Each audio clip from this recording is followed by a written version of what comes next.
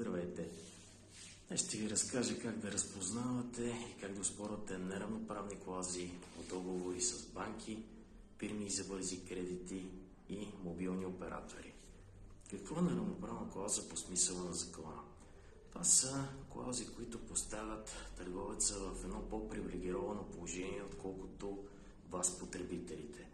Най-често това са клаузи, които позволяват на търговеца да променя едностранно условията по договора, без вашето изрично съгласие, да може да начислява неустойки при предсрочно прекратяване на договор от ваша страна, да начислява неустойки в случаите, когато имате просрочено задълженията си по договори с банки и фирми за бързи кредити, които са в размер по-висок от законната лихва за забава.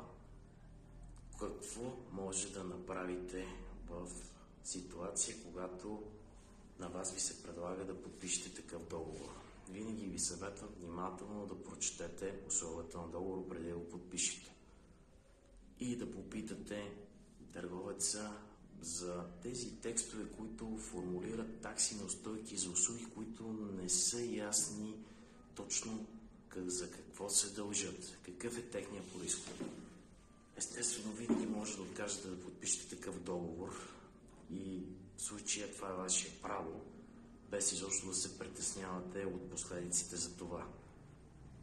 Но какъв е проблема, ако вече сте подписали такъв договор с банка, мобилен оператор или фирми за бързи кредити?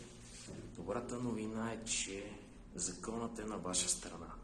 Дори да сте подписали такъв договор и той вече да е действащ, вие може да оспорите тези неравноправни клаузи, като подадете жалба пред Комисия за защита на потребителите, може да ги оспорите директно пред съда като нищожни, както и да пишете писмо до БНБ в случай, че се касае за договор за банков кредит. В случай, че имате казус с подобен тип неравноправни клаузи и имате нужда от консултации и съдействие, може да се обърнете към мен.